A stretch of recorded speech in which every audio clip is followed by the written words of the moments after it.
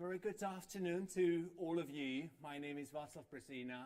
I'm a lecturer at the Linguistics Department here at Lancaster and also member of the CAS Research Centre. So we do a lot of corpus analysis and a lot of corpus building, and this and the other lectures that I'm giving as part of the summer school are based on that type of experience here at CAS, the sort of combined experience of the research centre, which is quite extensive and has a wonderful history. If you think about corpus linguistics, Lancaster is one of the centres of corpus linguistics, and also historically has been where the sort of first corpora came to existence.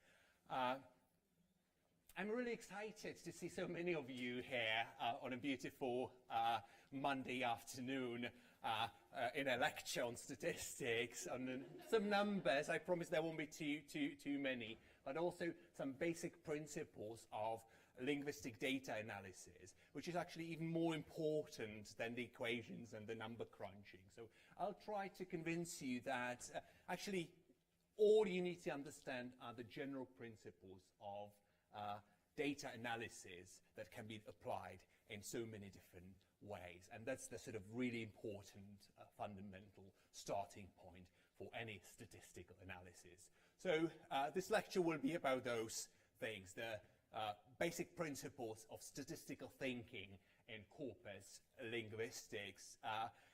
If you want to read more details, I would point you to the book that is sort of coming out later this summer, and that sort of covers these things in more detail, and in particular chapter 1 is relevant to this lecture.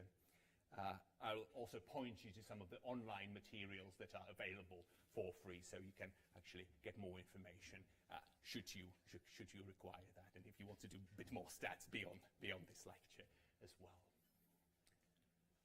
I'm not sure what your first reaction is when you see a sort of slide like that.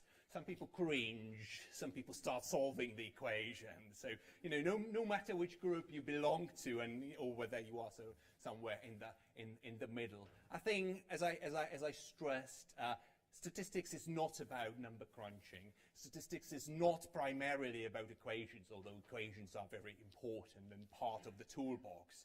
But these types of things can be done using computers and computational techniques. And quite frankly, computers are much better than we are with number crunching and getting the right types of results. They are actually much faster than we are as well. So I think I would delegate this type of equation solving to computers, and I'll show you how we can actually do that, and let the thinking and interpretation to the human analyst, which I think, you know, this is what we've been trained to do, and this is the right place for us linguists, social scientists, and people interested in language in any from any perspective. Okay, before we start, I have a few questions for you guys.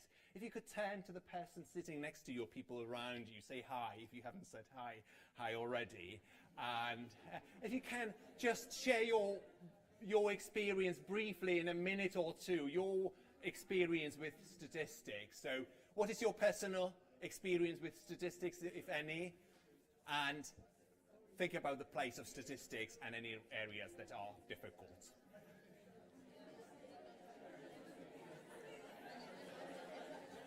Wonderful. We have this wonderful vibe here, and let's see, you know, how many of these questions we can actually address in this lecture. I can promise that most of these things will be touched upon from this sort of, you know, more global perspective, but also some of the sort of statistical choices that we can make, and hopefully this could be useful then in your own research, in the sort of interpretation of your own data.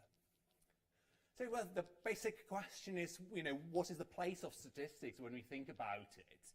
And in our scientific inquiry of language, and, you know, how we approach this. So a few definitions, just a couple of here. Statistics is a science of collecting and interpreting data, and that's a very sort of traditional definition and very helpful one, because it actually reminds us that statistics is not about just getting the sort of statistical test, but sort of guides us throughout the process of data collections, of compiling corpora, when you think about sampling frames, and I'll mention that in a moment.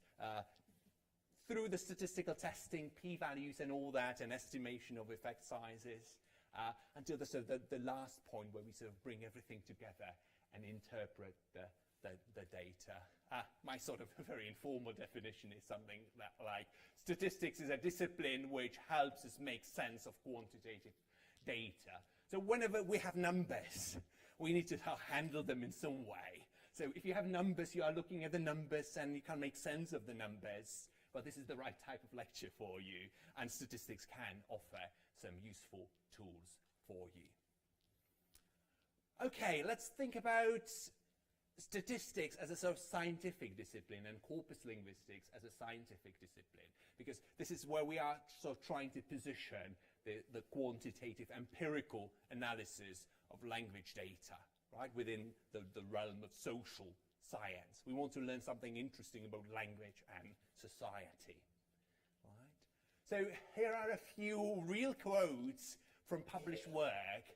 And obviously, I wonder whether we together would be able to decide which ones could be labeled as scientific statements about language, right? Because not all statements about language are scientific. So we have the first one.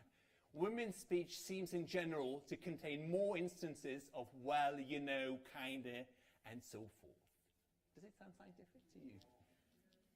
No. Why not? Seems okay. Yeah, there's a bit of sort of hedging there almost in that. In general, well, also, you know, we would have to see the context of this, whether, you know, this is just the sort of final summary statements. What about this one? Words are easy like the wind. Yeah, sort of, you know, metaphorical language. Probably, you know, not, you know, science is really exciting, but not very metaphorical in this particular sense. We want precision rather than colour for emotional language. Passives are most common by far in academic prose compared to other registers, occurring about 18,500 times per million words. Yeah, probably as scientific as it goes, right? We have the sort of the data supporting the statement there. The faculty of language can reasonably be regarded as a language organ. And we probably know where this is coming from, some of us. Yeah, it is a quote from Chomsky, yes. Would we say it is scientific or not?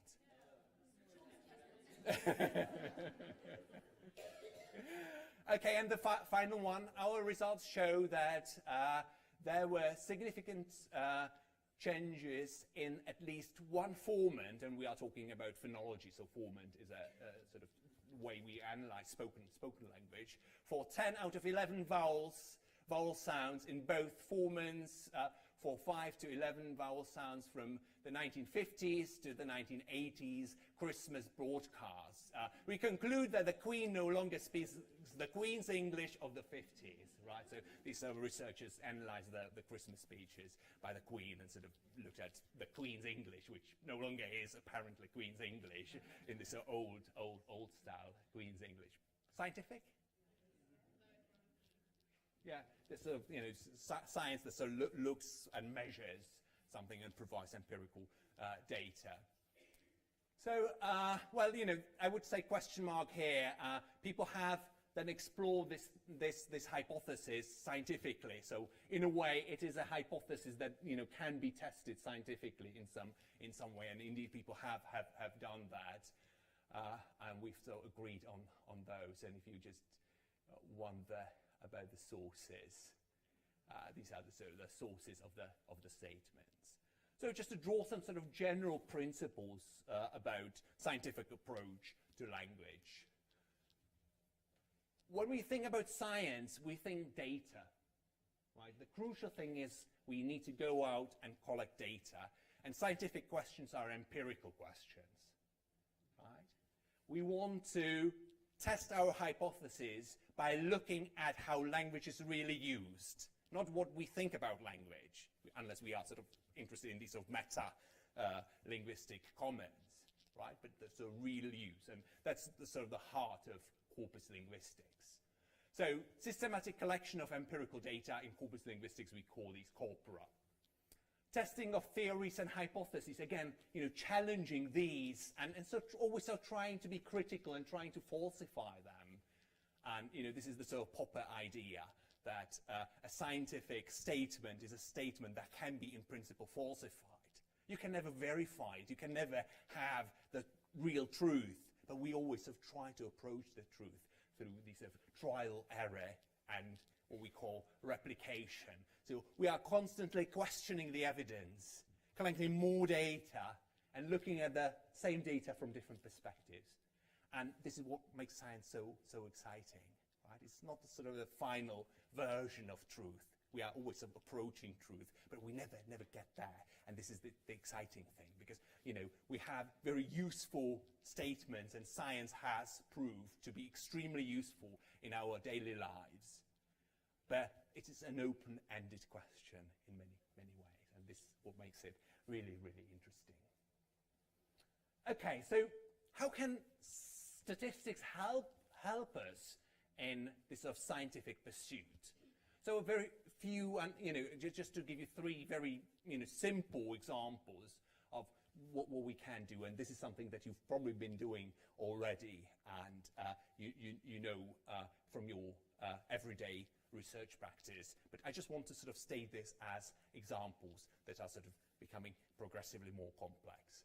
So imagine that our research question is about the use of adjectives in fiction writing, right, in the British National Corpus. So we have many fiction authors there, and we are interested in how many adjectives. So our research hypothesis might be that the more adjective, the more colorful language, full of descriptions and all that. So we want to know how this works. So we collect our sample of these sort of 11 authors and just count in the corpus the number of adjectives. And because the texts are of different length, we normalize. So these are sort of normalized frequencies for comparability.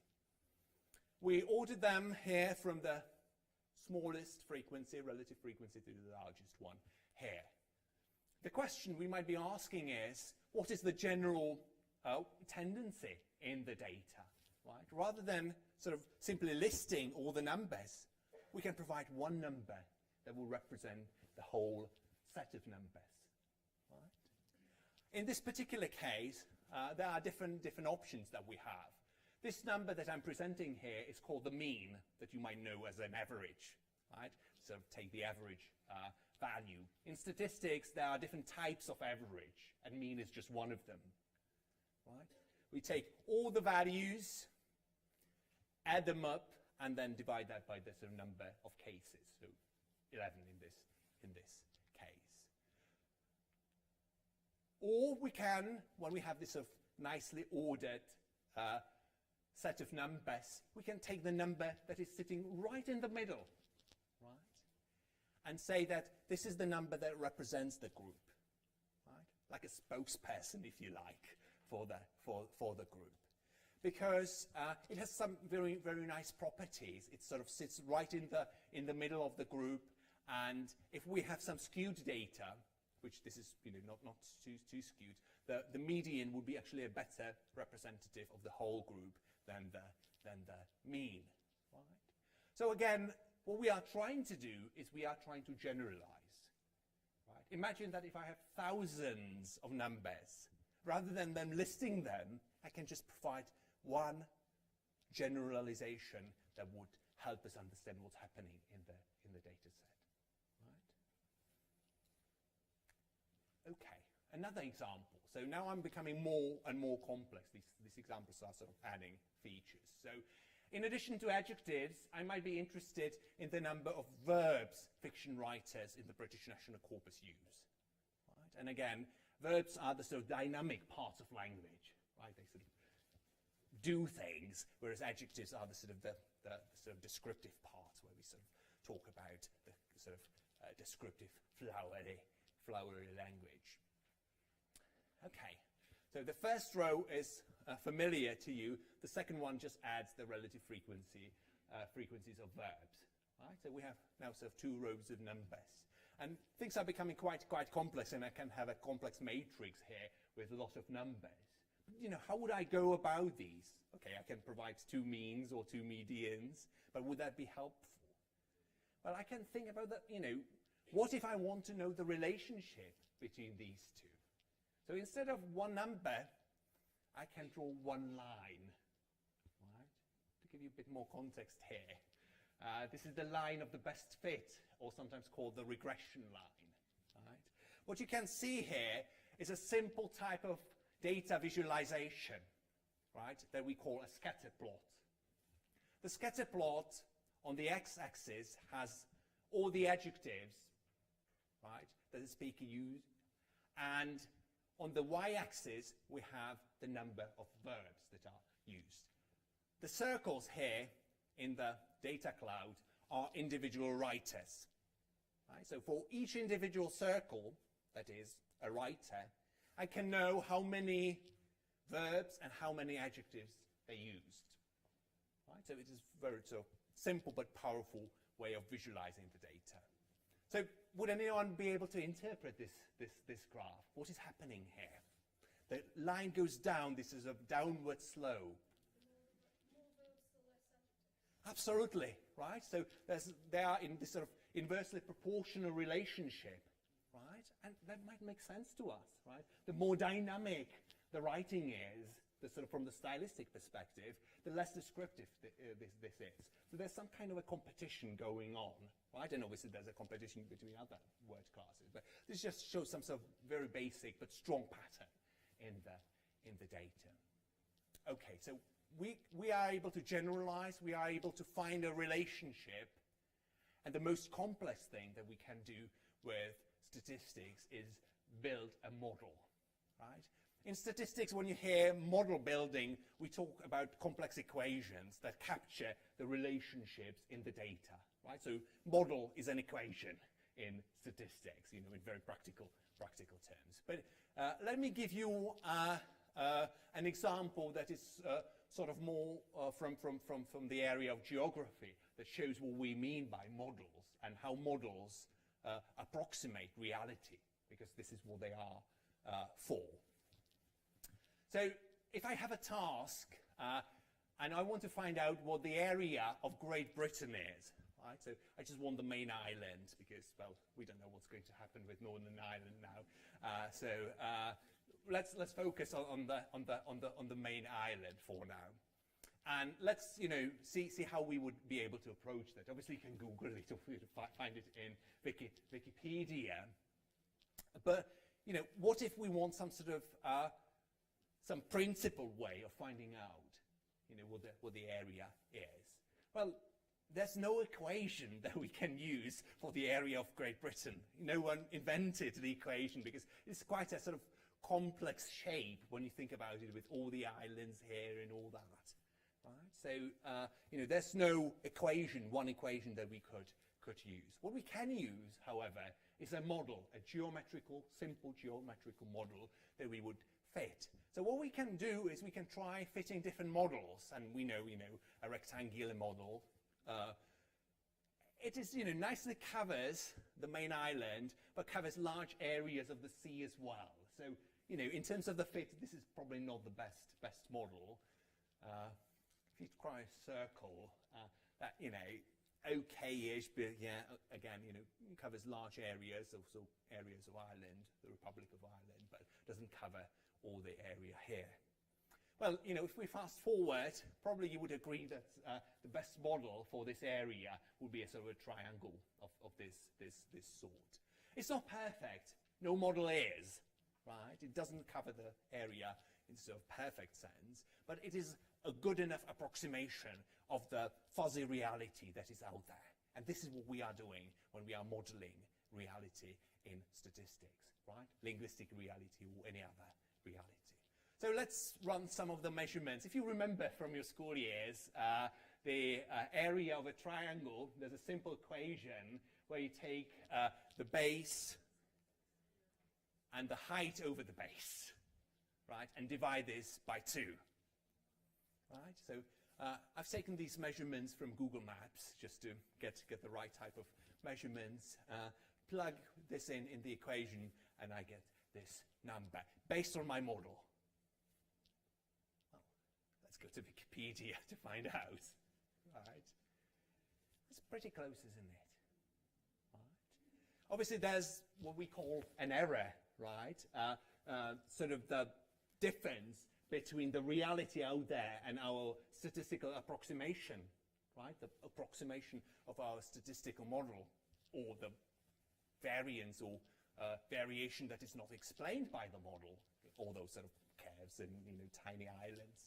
But we could live with this number as a fairly good approximation of the area, of the geographical area of Great Britain. Right, so this is just an example to show, where mathematics, statistics can help us actually make some useful predictions and use the data in a very simple way. A triangle can be computed, the area of triangle can be computed in no time. Okay, so in very practical terms, what can we do with statistics? And there are 2 areas, major areas of statistics: descriptive statistics and inferential statistics. And as the names suggest, we can describe and infer, right?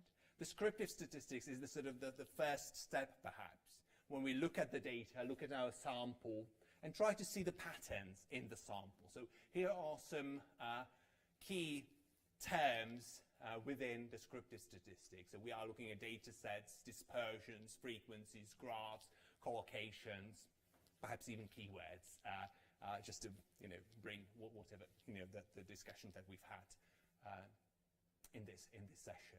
When we look at inferential statistics, then we are talking about statistical tests, p-values, 95% confidence intervals, and so on and so forth.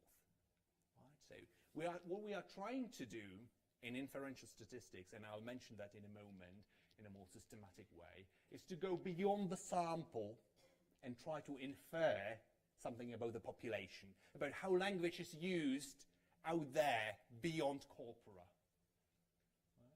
How people in their everyday use of language use particular features that we investigate.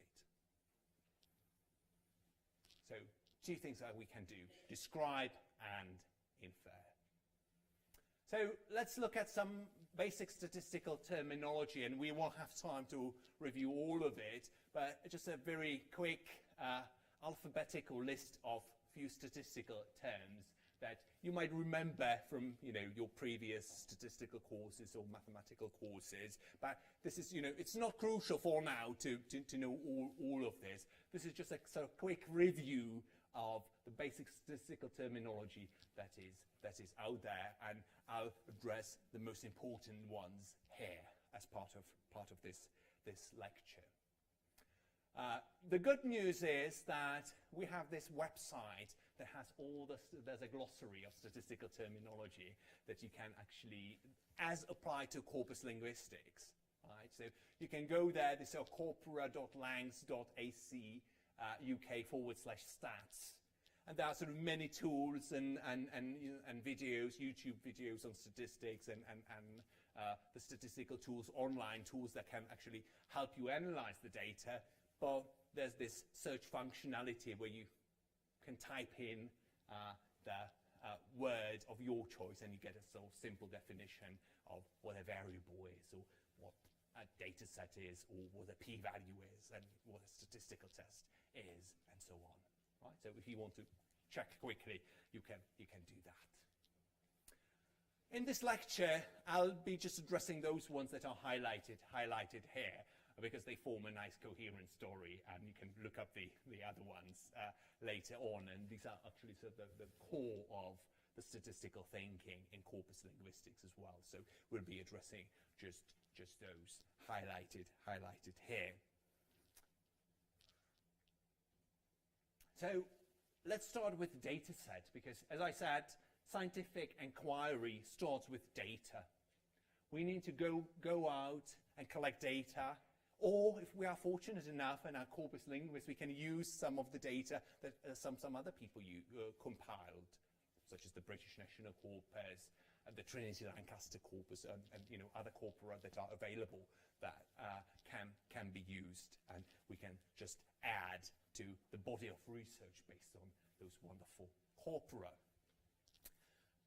However, depending on our research questions and depending on the types of variables, and I'll talk about variables in a moment, but depending on the type of linguistic features that we want to investigate, we need to decide on what type of research design we are going to use in corpus linguistics. And there are three major options there. The simplest option is the whole corpus design, and I'll explain these in a moment and show you some examples. Then we have individual text or speakers design, and the linguistic features of interest, or the linguistic feature design. Okay, so here I have 3 data sets, 1, 2, 3, right? The whole corpus design, the individual speakers design, and the linguistic feature design. And all of them are doing the same thing. They are based on the same corpus and are addressing the same linguistic variable, same linguistic feature, namely the passives, the passive voice, the frequency of the passive voice in English, right? And this is based on the British National Corpus, BNC 1994. So let me zoom into the whole corpus data set. This is the situation where you have your corpus as the representative of the variety of language that you are interested in, and you just want to know the frequency of the variable of interest, in this case, the passive voice. What you do is you search your corpus, you get the number of hits, and then you perhaps normalize this to the basis of, in case of the British National Corpus, 1 million, but it can be 10,000 and so on and so forth, just for comparability with other corpora that might be of unequal sizes, right? But the most important thing about this simple research design is that we basically get one number, right? We query the corpus and we get one number, right, which we can process further. Right? This is the absolute frequency of passive. So there are over 112,000, no, even more. There are 1.1 million, right, instances of the passive voice in this. Okay, if we look at the individual texts or speaker research design, in this case we are again looking at the passives, but we are interested in the distribution of the passive voice inside the corpus, in the individual texts of the corpus, right? In the BNC we have texts that have some letters and numbers, and this is how we recognize them, some ID values, and we have the number of passives, and again we can sort of compute relative frequencies, right? There are about 4,000 different texts in the British National Corpus, so the list is long, it goes on. This is just the first 10 examples, also 9 examples of the data set. What we can do, and that's our last option, and that's the linguistic feature research design, is also to search for the passives, but focus on the passives as the places where variation happens, right? So what I did here is I took all the concordance lines that have the passive voice in them, right? This is the sort of search term, some context left and right, and every concordance line that includes passive, so that's why I'm focusing on the individual feature, was coded later on according to different features that might be of interest. For instance, what genre this is coming from, and the numbers then reflect some categories in my coding scheme, right? So it can be so speech, writing, newspapers, fiction. Again, I have the basic distinction between speech and writing, and there's a more detailed distinction between genres, and also the linguistic distinction between the long passive and the short passive. Right? The long passive is the passive construction that has the by phrase. This was done by somebody, right? Whereas the short passive doesn't have the by phrase. So I can sort of test different hypotheses and also look at the distribution of the short passive in some genres and the long passive, and how that, the interplay between the variables. Right? So this would be my research design. But in each case, you can see that my Excel spreadsheet or Calc spreadsheet looks different. Right? It looks different based on what I decide to focus on. Right? And this is what we call research design. And this is the starting point. Because if you have a particular type of research design, you need to apply a different type of statistical procedure and a different type of statistical test, depending on what data is available and what the focus of your research question is. Right? Again, this is something that I explore in detail in the book, and so give particular types of research design and match them with a particular statistical or group of statistical tests. Okay, we've mentioned variables, and obviously, this is something that we operate with, and this is something that we work with in statistics on a sort of daily basis. Variable, as the name suggests, is something that varies or can vary, right, in context. So variable is, for example, speaker's age, right? That can take different values, right? From 0 when we are born to 100 plus, right? Much of the corpus research can be characterized as searching for variables in corpora and finding relationship between variables. And this is what I demonstrated with some of the examples previously. Right? We are looking at different variables about texts, contexts, speakers, but also linguistic variables. Right? So the basic distinction made here is between the linguistic variables, the features that we are trying to investigate. These can be words, phrases, complex grammatical patterns, and any type of context, the type of speaker, the type of genre, and so on, which would help us explain the frequency and occurrence of those linguistic variables. Right? So this is a basic relationship between linguistic variables and the explanatory variables that help us explain those. Okay, let's talk about different types of variables, and this is a beautiful example from the Trinity Lancaster corpus, beautiful learner corpus that we've been building with the Trinity team, and we have some people from the Trinity team here in the audience, and we've had wonderful conversations about the corpus, and they helped us a lot.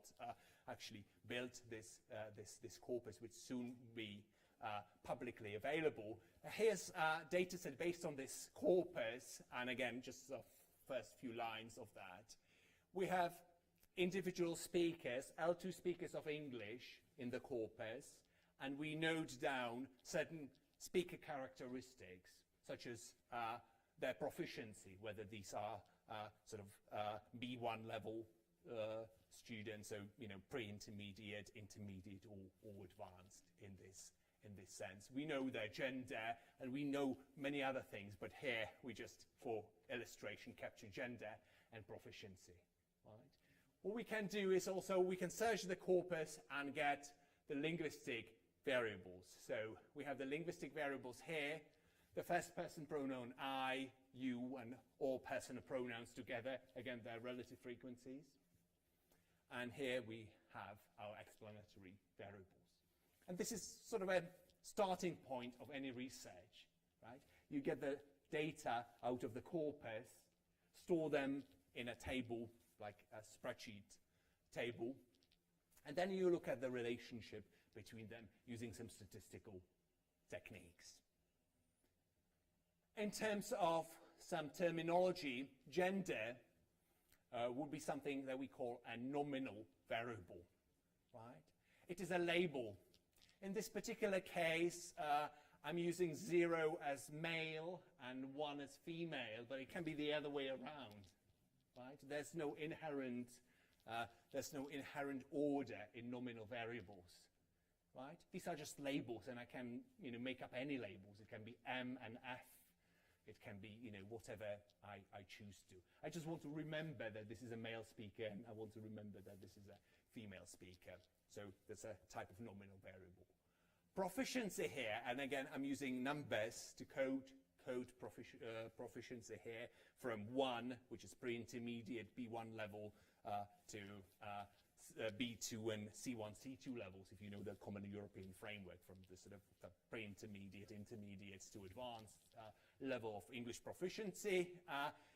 But what is important about proficiency is that it is what in statistics is called an ordinal variable. So there's an order, right? There's a ranking order in this. We know that first we are beginners, then we are intermediate speakers, then we are sort of more advanced speakers. So there's sort of the degree of progression, and there's particular type of order. And ordinal variable is actually more informative than the nominal variable, because we not only have labels, but we also have the order in which the labels are treated. And these variables that we got from the corpus would be variables that we would call scale variables. They are at the sort of level of scale. The relative frequencies can be put on a sort of scale from 0 to a lot, right? Depending on the frequency of the variable. So there's a whole scale of frequencies. And again, based on the scales, we can sort of measure the central tendencies. We can compute means and standard deviations and all that, right? And categorize them based on the nominal and ordinal variables, right? So we can get the type of relationship in the data and see whether there are any, whether there's any interaction between the proficiency, for instance, and the frequency with which people use the pronouns, right? Whether there's some kind of acquisition of language going on in here. So this is quite important to bear in mind. It's not only a sort of terminological convention, but this is about the amount of information we have about different features of language and features of speakers, and the context that we capture in statistics. Okay. So we've now covered our research design. We've sort of done our homework, collected all the data, and now we get to the exciting point where we want to analyze the data. Right? We want to see whether there's something perhaps statistically significant about our data, right? Whether there's something that we can write about in our research reports, perhaps, and see whether we can actually generalize beyond our sample, right? So we'll again talk about sampling in a moment, but a statistical test is a statistical procedure that helps us evaluate hypotheses. So let's think about hypotheses for a moment. As an example, I would give you a sociolinguistic hypothesis. Men and women use language differently, and that probably needs to be operationalized in a better way. So think of swear words. Let's imagine, and this is the so common perception of language, that, okay, men swear more than women do, right? And I'm not saying whether this is true or not, but people think that this might be, right? So let's see whether we can test it in using real data, using this sort of scientific procedure. Okay, the next step, what we need to do in this procedure is formulate what is called a null hypothesis. This is sort of a reverse hypothesis. So our hypothesis is that men and women use language differently, whereas the null hypothesis would say there's no difference, right? Between men and women And I'll show you why, why we need to do this in a moment. But that's our second step in a statistical test. Then we go to corpora, right? We have one corpus of male speech, let's say, from the British National Corpus 2014, and another corpus or subcorpus of female speech. We search and get two numbers, 16 and 14. Are they different? So, at the face value they are. 14 is not 16, right? So, but the tough question that we are asking is this difference likely to be due to chance? Because, a lot of things in life and science happen due to chance. And, what we will be looking at is the difference large enough in our corpora to be statistically significant? So do we have large enough evidence in the corpora to be able to say and generalize beyond those two samples to say that there is some real difference in social behavior, right? That would so apply to the population that we are interested in this particular example, informal British conversation. So, how people across the country use language. So this is the crucial question. Is the difference due to chance, or the opposite is this sort of difference observed in the data statistically significant? And again, this is connected with the amount of evidence that we have against the null hypothesis. Because the null hypothesis is the devil's advocate saying, no, there's nothing like real difference, right? This is all due to chance. There's no real difference. So can we present in the court of science the evidence against the null hypothesis, right, if you like this metaphor? Okay. So this is the process. Null hypothesis, statistical test, and then we get a p-value.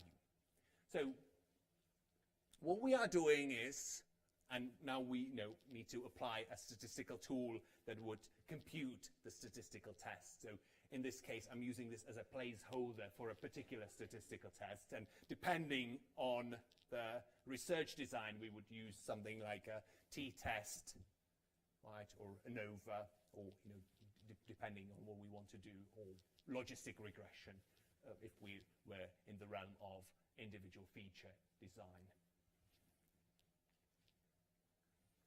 Well, we need to understand first, before we look at the options that we have with p-values, we need to understand first what a p-value is. P, by the way, stands for probability. So p-value is a probability value, right? This is a sort of probabilistic thinking in science. We can't be 100% sure. We are just looking at probabilities and evaluating the odds. So p-value, technically speaking, is the probability of seeing values at least as extreme as observed if the null hypothesis were true. And yeah, obviously, this is quite convoluted language when you think about it. So think about back to our numbers, 14 and 16, right? And the null hypothesis says this is just due to chance. This is, close enough. So the probability, so what we are trying to establish using the statistical techniques is the probability of seeing 14 and 16, or 14 and 17, and 13 and 18, and even larger difference, right? So at least the difference as observed under the null hypothesis. So if there were no true difference between these two groups, right? So what is the probability, right? Think of that as weather forecast. Right? And weather forecasts now, the BBC weather forecast, they give you probabilities of rain, for instance. So, today, I think it's probably 0. But, other days, in Lancaster, it's probably 60% of rain or something like that. And based on that, you can make a judgment, right? And you can actually say, okay, if it's 60% of rain, I'll probably take an umbrella, right? If it's 10, okay, I'll just wing it. I'll just go without an umbrella because it's bothersome to carry one. So you make some judgments, and that's the same thing in this procedure. So if the probability value, the p-value, is low, very low, then we are, happy with this, and we can say that we have enough evidence against the null hypothesis, right? So there are these two options. The p-value can be smaller than 0.05, and this is just a conventional cutoff point. There's nothing magic about that, right? In other scientific disciplines, you get 0.01 in medical science, where, it matters a lot, right? It's a matter of life and death.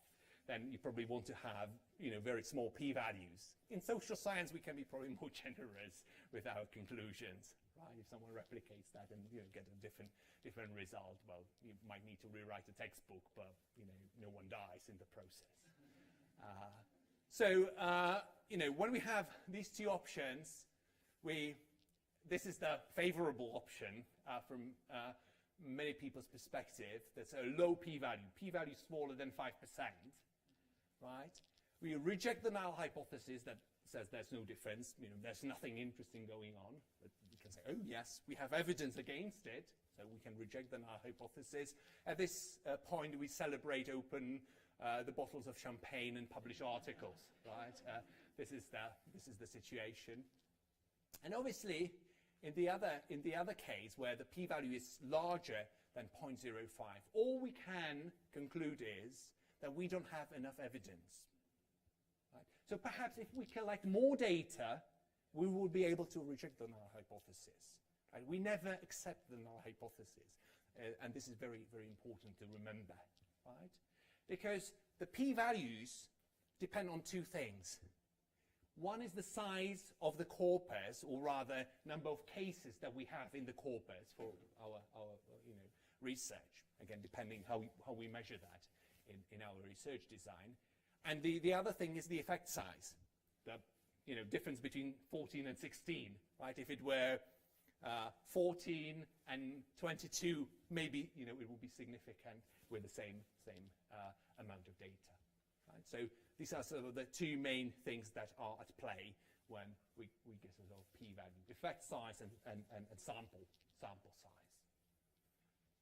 Okay, so this sort of tries to explain what we have in a statistical test. Let me just go through some of the terminology, then we take a break, and then we sort of reconvene and look at sampling and what we mean by sampling and how we build corpora and all that for statistical implications. So let's just finish with assumption, because assumption is very, very important.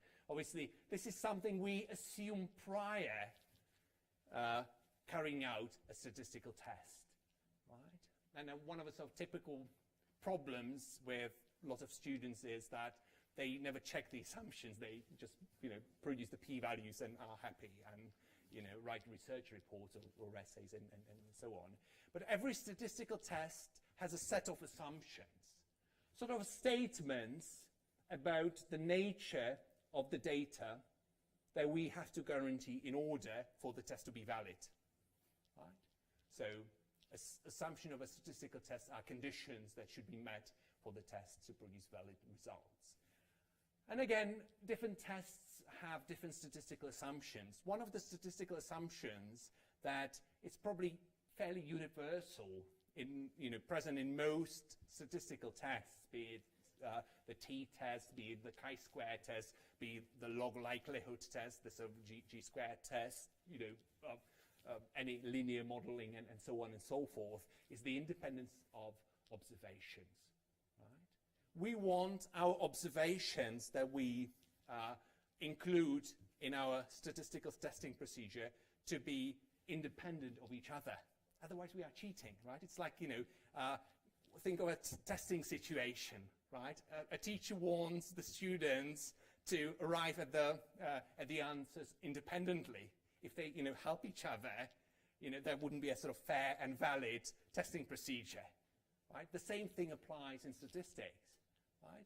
Every speaker in the corpus is assumed to be independent in their behavior, right, from the other speakers. Otherwise, we are cheating in statistics, right? And obviously, there are some implications of if the assumption is not fully met, right? It doesn't mean that it is completely invalid, but we have to be very careful about this.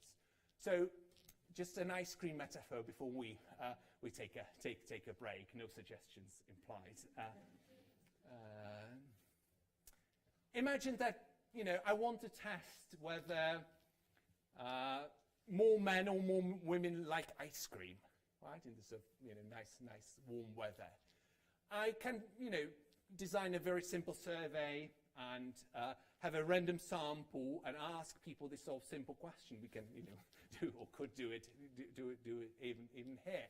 So imagine that I found 5 women and 5 men randomly sampled from my population of interest, right? Like the summer school participants, and I asked them this simple question, and I also got some results because this is a yes/no question.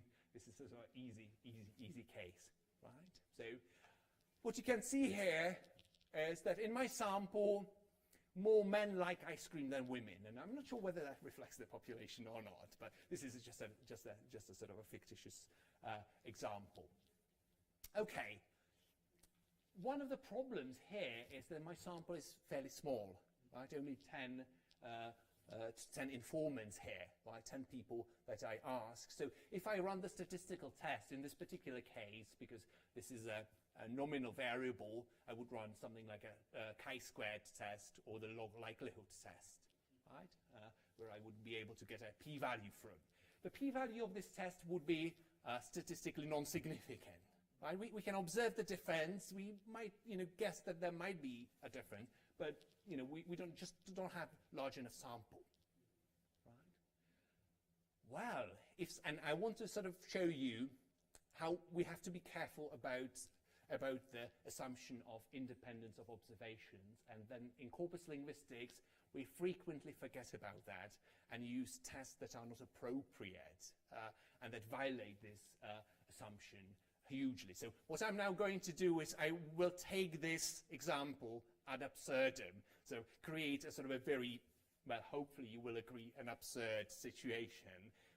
So imagine I look at this and say, oh, well, my sample is really not that large, and I don't have anyone else to ask. So I remember from biology that every human being consists of something like 40 trillion cells, right? 40 trillion cells. So in my sample, what I actually have is something like 400 trillion cells. And some of them like ice cream, and some of them don't like ice cream, right? If I run the statistical test, and this is the log likelihood, look what I get. I get an extremely tiny p-value, and a statistical test that sort of just shouts significant all over. Right? But what's the problem? Well, the obvious problem in this example is that individual cells don't decide whether they like ice cream or not. They are not independent.